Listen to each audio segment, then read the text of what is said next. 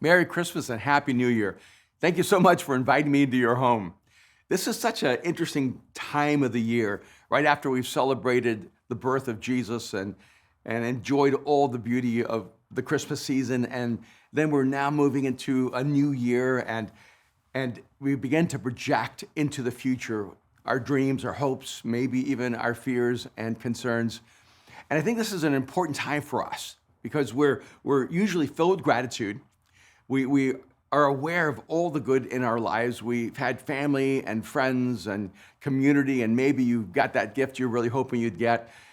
And when we're filled and fueled with gratitude, it's a perfect time to begin to dream and imagine and look toward the future.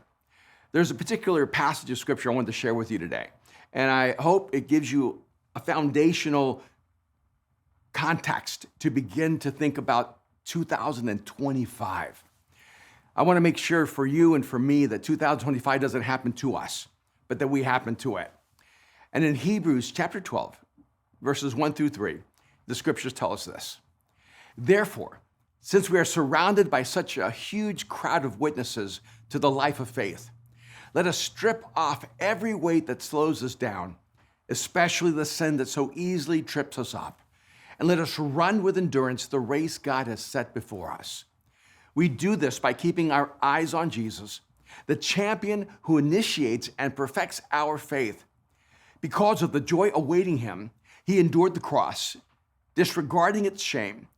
Now he is seated in the place of honor beside God's throne. Think of all the hostility he endured from sinful people. Then you won't become weary and give up. One of the things that I think is so powerful about this particular passage of scripture is that we're actually being called to live a particular life in this world. So oftentimes when we talk about faith or our relationship to God or our connection to Jesus, it's usually about our connection to eternity, that we have this incredible promise of life after death, that we're going to live and commune and experience the wonder of being fully alive in God's presence and on God's mission. And I think sometimes we don't realize that the death of Jesus, the sacrifice he made for us, was as much for how we live this life as for how we live the next life. And here in Hebrews 12, the writer is so aware of the reality of life, that life is hard. Life is filled with challenges. It's filled with disappointments. It's filled with pain. It's filled with suffering. Life is an incredible array of human emotions, from joy to sorrow, from love to hate, from forgiveness to bitterness, from moments of incredible exhilaration to moments of overwhelming despair. And that is the human experience. But I think sometimes the way we face life, we act as if the good moments are supposed to be every moment of our life. And then the bad moments are the interruptions of life. But the reality is that many times it's the flip. Those extraordinary moments of joy, they're the ones that surprise us. They're the ones that come at us and almost overwhelm us in a moment. And the reality is that life is a challenge, that God has placed us in this world. And even when we turn our lives to him and we enter into a relationship with him, he doesn't change the context of life. Life is still full of life and death. It is still full of peace and war. It is still full of relationships and conflicts. It is still full of laughter and sorrow. Life is still the same texture of environment that we have with or without faith. So what we can know, because sometimes we think, oh, if I enter into this relationship with Jesus, it's going to change the environment of my faith. It's going to change the context of my faith. But here's what we do know, and even this passage makes it so clear, that your faith doesn't change the context of your life. It doesn't change the environment of your life. It changes the inner world of you. What changes when you come to faith is who you are. And now, that same texture of life, that same environment of life, those same circumstances of life are now interacted with, they're engaged with in a different way, not because they've changed, but because you've changed. So he reminds us, therefore, since we are surrounded by such a huge crowd of witnesses to the life of faith, Let us strip off every weight that slows us down, especially the sin that so easily trips us off. I love that particular translation, especially the sin that so easily trips us up. And let us run with endurance the race God has set before us. So he begins by giving us this huge context of encouragement. There are people cheering you on. There are others who have run this race, others who have lived this life, and they're the huge crowd. They're the audience. They're the ones who have filled this coliseum of life, and they're celebrating you. And there's several things here that are so important. One is that he wants us to know there are others who have gone before us, others who have taken on the challenge of living a life of faith. And by the way, he makes it very clear that a life of faith is a great challenge. It's not just a great calling, it's a great challenge. And the reason we need to be encouraged in this is that most of the factors of life will lead you to want to give up, will make you want to just let go of the big dream and the big calling and the big sense of destiny that you have in your life. So he wants you to know there's a huge crowd of witnesses, others who have gone before you and me, who have lived this life of faith. The life of faith is not easier. The life of faith is harder. I wish I could tell you the opposite. Wouldn't it be so much easier to say, entrust your life to Jesus and God's going to make your life easier because the life of faith is easier? But that's not the invitation. And sometimes that's the way we've made it sound. But what God is actually saying is that life is just as hard and maybe even harder. Because when you choose to live a life of faith, you're going counterculturally. You're going against the current. You are fighting the gravitational pull of the direction everyone else in the world is going. When you choose a life of faith, you're making a 180-degree turn to live the life that you were created to live. And that takes incredible strength, perseverance, courage, and faith. So then he gives us basically advice. He gives us the construct from which we can live this life of faith. And this is what I want to challenge you for the beginning of 2025. He says, let us strip off every weight that slows us down. That's the beginning point. Let us strip off every weight that slows us down. It's almost as if he's giving us this image that there's a life God created you to live, and it requires you to move at a certain speed. It's a light speed. It's the speed of light in your life. And God wants you to move in such a clear intention, with such a powerful focus and direction. But there are things that you're going to allow to get attached to you. They're going to get attached to you. They're going to weigh you down, and they're going to slow you down. And so if you can think of it in terms of getting into that sweet spot. Yeah, I'm not even sure what bikers call it when the biker lines up behind the biker in front of him and gets into that flow, gets into that draft, and they start drafting on the bike in front of them, or the car pulls up and just leans almost against that car and gets pulled into the draft of that car. What God is actually telling you is that he is moving, and he's moving in the direction of the future you're supposed to live. And if you'll align yourself with him, you'll get in the draft of his power, the draft of his gravitational pull, the draft of his momentum. But if you allow yourself to get slowed down, now you're trying to move maybe even in the same direction, but without that force of power of God's presence and direction and leadership in your life. So you need to strip off every weight that slows you down. Now, the weight that slows me down may be different than the weight that slows you down. And in fact, what I would say is the weight that has slowed me down has been different throughout my life. Sometimes it's been one thing that has weighed me down, and then later I've worked my way through that, and then it's something else that weighs me down. Because I think if you're like me, we have a propensity to attach ourselves to things that actually weigh us down from living the life God created us to live. And sometimes those weights are internal, emotional, psychological weights, like self-doubt. You just don't believe in yourself.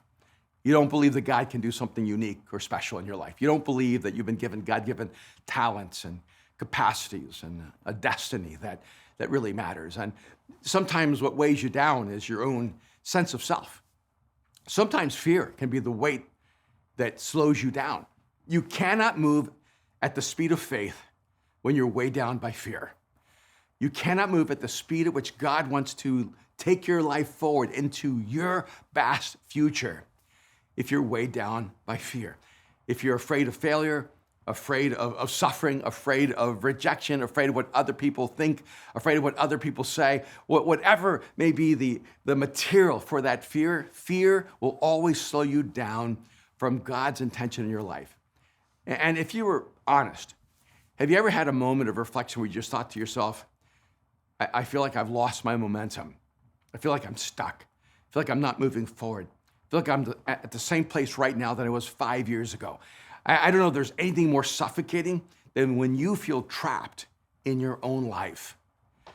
Because how do you escape the prison of you? And God actually gives us a solution. He gives us a way forward. He says you need to strip every weight that slows you down. So sometimes that weight may be your fear. Sometimes it may be your self-doubt. Sometimes that weight is very, very tangible. You are simply bringing the wrong people into your life. Sometimes the weight that slows you down are the people that you choose to have in your life. The people that are informing you, that are shaping your identity, and that are limiting your capacity and performance and mission forward. Sometimes we're slowed down by the wrong values. We're slowed down because we're focusing on money rather than significance. We're focusing on fame rather than service. And we have to look at our value system and ask ourselves, are the things I actually care about, the things that I'm actually pursuing, are they the weight that's slowing me down? Which is a really odd thing, because you think of things like success or fame or wealth or position or power as things that would pull you forward to the future. And in a sense, they're ambitions that we pursue in the future, but they can also be weights that slow us down from God's future for us. And then he adds this particular nuance, which is so important, especially the sin that so easily trips us up. It's almost as if he knew that we all have maybe this one thing that is our Achilles heel, the one thing that keeps us from living the life God created us to live. You know, when you're a person of faith, a lot of times you think of the cosmic battle as being the battle between good and evil. But the practical reality of everyday life is that the battle for you is not the battle between good and evil. The battle for you and for me is the battle between good and average. The battle between good and neutral. The battle between good and complacency. I cannot imagine there are many of you listening to me right now who wake up every day making a choice between good and evil. You're just not doing it. You're not deciding, well, do I go to church or do I rob a bank? Do I choose to be the best father in the world, or do I choose to walk away from my family? Most of us are not making these extreme decisions between good and evil. Most of us are getting lost in the in-between. We don't choose to be the best father, and we don't choose to be the worst father. We just choose to be absent when we're present. We don't choose to reject a job or a career or making a meaningful salary. We're not choosing to rob and steal so that we can have an income. We're just choosing to settle for a life or a job or a career that was never really our calling, and it doesn't impassion us. It doesn't make us feel alive. Most of us are losing the good for the average. Most of us are losing the good for complacency. Most of us are losing the good for security. Most of us are losing the good for the safe. The battle for most of us is not the battle between good and evil. It's not the battle between that which caused you to fall off the cliff. It's just the sin that so easily trips you up. It just slows you down. It keeps you from your highest intention. It keeps you from your biggest life. It keeps you from the great dreams and the great vision that God has birthed in your soul. And I wonder if you began 2025 asking yourself two really simple questions. What are the things I need to strip off my life that are slowing me down? And what is that sin that keeps me from living the life God created me to live most fully? And I know when we think of the word sin, it's usually a moral context of sin is something immoral or evil that we do. But in this context of this passage, what it actually is telling us is that a sin is anything that keeps us from running the race God has given us at the speed at which God created us to run. Anything that keeps you from God's intention in your life would be categorized in this space of a sin. It's the thing that keeps you from the best version of you. And then he says, and let us run with endurance the race God has set before us, which I think is so exciting and so important. He says, let us run with endurance. And there are three things I want you to see here. One, it requires running. And running is never easy. Running is always hard. It requires you to run with endurance, which means it's not a sprint, it's a marathon. Endurance, the race God has set before us. And so there's actually a race that God has set before you. There's a finish line that God has designed, that God has set for you to run toward. I would always joke with people. I said, look, I don't run. I mean, I was a sprinter. When I was in high school, I was a sprinter. I did not run long distance. Now I said, if you see me running down the street, call the police, someone's chasing me, because I just did not enjoy running long distances. But life is a marathon, and it is not a sprint. And sometimes life is a marathon that's also a triathlon that also has a series of sprints in the middle of that marathon. Because there are times you have to run at full speed and times you have to run a little slower and catch your breath, but you just have to keep moving forward. What's your image of heaven? It's funny because it seems like the classic image of heaven is that we get to sit on clouds and play harps or something, eat fruit and just sort of chill and enjoy life, which is really interesting because that's not how God designed faith in this life. In this life, he says, let us run. What makes us think eternity is going to be a place where we sit when earth is a place that we run? In fact, it seems to me that God always designs us with intention. Running on earth is just preparing you for running in eternity. Because God is not a God of complacency. He is not a God of safety. He's not a God of average and ordinary. He's always going to call us to run. And a part of what has to form in us is this endurance. And endurance is a reflection of character, not of talent. Talent doesn't teach you to endure. Character teaches you to endure. I was watching this conversation about Mike Tomlin when he was, he's still the coach of the Pittsburgh Steelers. I think he's been the coach of the Steelers since the beginning of time virtually, and for quite a long time. And he talks about how one of the things they look for, one of the attributes they look for in their athletes and their players is mental toughness.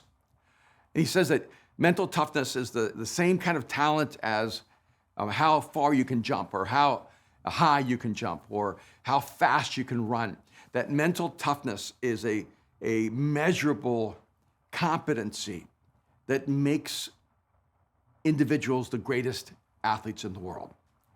And sometimes we don't really realize that there are things we have no control over. I have no control over how fast I was designed to run or how tall I was going to be or what my physical prowess would end up being like. And we oftentimes try to control the things that have limited capacity for expansion. But our mental toughness is completely in our control. I do not have control over how high I jump as much as I used to. And with every year and every month and every week and every day, my vertical leap gets shorter and shorter and shorter. Now, I can do some things to increase it a little bit, but I'm guessing it's going to go from 1 inch to 2 inches. And that's if I work really, really hard. But my mental toughness, it has unlimited capacity to grow.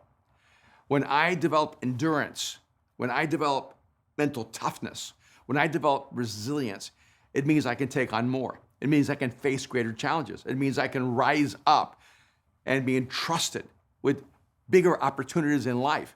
I'm absolutely convinced that God is not looking for the most talented, but he's looking for those with the deepest character. Because when you have the capacity to face challenges, when you build endurance, you can take on the biggest tasks in the world. And then just realizing that this is the race that God has set before us, which I think is really important. Because I think sometimes we're running races that are not ours to run. Have you ever found yourself in a race for a job, in a race for a promotion, in a race for a career, in a race for a girl, in a race for a guy, in a race for something, and you realize later you were not even supposed to be in that race? Is it possible that even when you've asked God, God, help me win this, that he didn't help you win it because it wasn't your race to begin with? It wasn't the one you're created to win.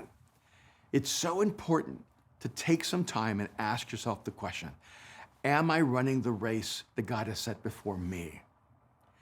Am I living the life I was created to live? Maybe the greatest tragedy was coming in first in the race you were not intended to run, and realizing that the race that has been waiting for you was designed for your victory.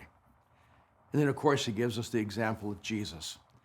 We do this by keeping our eyes on Jesus, the champion who initiates and perfects our faith.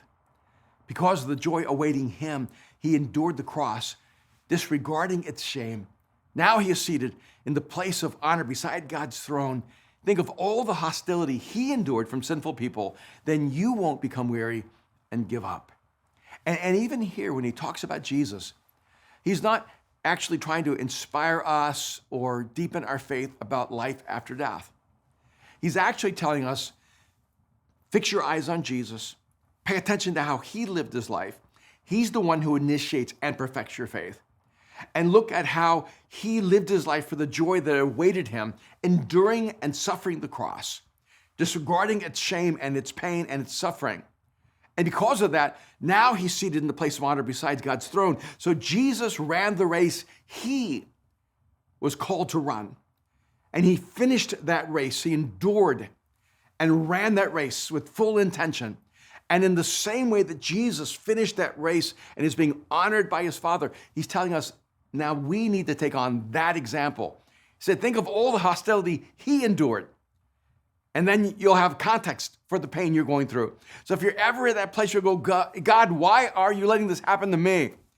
You just need to step back and go, if he let it happen to Jesus, because that was the way for him to move through the race to the victor's platform, then why would God remove that suffering and that challenge and that difficulty from you or from me? He said, if you'll just look at Jesus and see how he lived his life, then you will not become weary and you will not give up.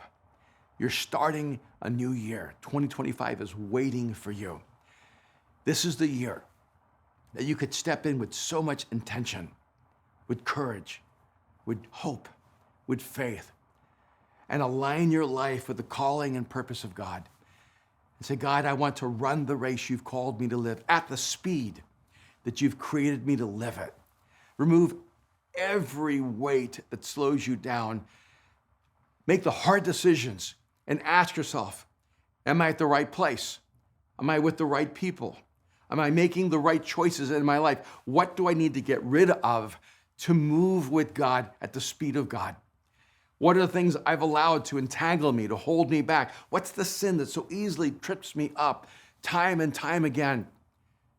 Let me step into the new version of me so that I can move with God in his path and allow the force of his momentum carry me forward. I am so excited about this year. I'm excited about this year for me. I'm excited about this year for you. I know there is more waiting for you in this year than you could ever ask or imagine. I know that if you'll trust Jesus and follow him with all your strength and with all of your heart and soul and mind, that you will experience life at a level you've never experienced before. You're made for this. God designed you for this. He didn't make you to sit on the couch and let time just slip by. He didn't make you to be average and ordinary. He did not make you to hide in safety and security. God designed you for the race. He designed you for the battle. He designed you for the struggle. And there's a massive crowd of witnesses cheering you on, saying, there is more in you than you know. You were built for this. You were born for this. You were made for this. Now it's time to run. You may be listening right now, and you know that your life is not what you were created to live. And maybe you've struggled to try to change the course of your life or the direction of your life, but nothing seems to work. And by the way, that's why Jesus came. Jesus did not come simply so that you would have confidence and hope after you die. Jesus came so that you could live this life fully, wide open, running at full speed, experiencing the fullness of life, being fully alive every day of your life. But it begins by entrusting your life to Jesus. You know, wherever you are right now, if you're sitting in your living room or in your bedroom or in your car or in the gym, that's a sacred space right now, because God is meeting you where you are right now. And what he's waiting for is for you to open up your life so that he can pour his life into you. And the way that journey begins is by coming to a place where you cross the line of faith and you trust Jesus with your life. You understand that it's God who can break the weight of sin in your life. It's God who, and God alone, that can bring forgiveness into your life. It's God who can give you the freedom you've longed for and the future that has been waiting for you. And if you're listening right now and you've never entrusted your life to Jesus, I want to invite you right now in this moment to make that choice, to pray a very simple prayer. Jesus, I give you my life. That simple sentence is the most powerful sentence that you will ever whisper if it comes from the depth of your soul. Jesus, I give you my life. That's what God is waiting for. That's what Jesus is waiting for you to give him your life so that he can give you his life. Right now, in this moment, just whisper this prayer. Jesus, I give you my life. And if this is your prayer, I just want to encourage you to reach out to us, to let us know that you've opened up your life to Jesus. But more than anything, tell someone. Let someone in your life know that you've made a decision to follow Jesus and to entrust him with your life, and that you're beginning 2025 as a journey of faith. You're beginning to run the race that God has created you to run. Now, you may be listening right now and you're ready to begin the new year, but you've already entrusted your life to Jesus. But you feel in your heart there's something you need to do. You feel compelled to act. And let me tell you, one of the beautiful things about our relationship with Jesus is that God actually gives us very concrete, tangible ways to express our faith.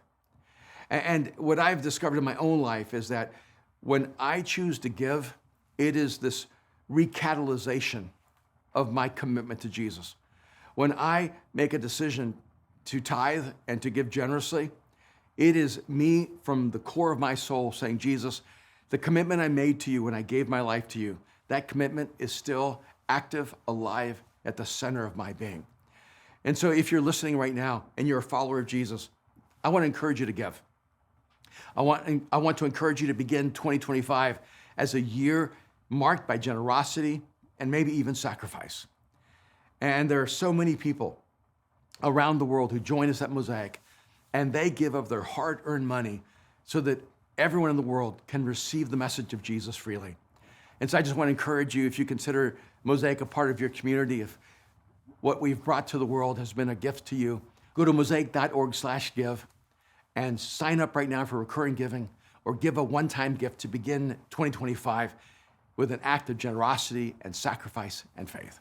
And I just want to thank you so much for joining us. Happy New Year. Let's take on 2025 and let's impact the world in an unexpected, extraordinary, and beautiful way. God bless.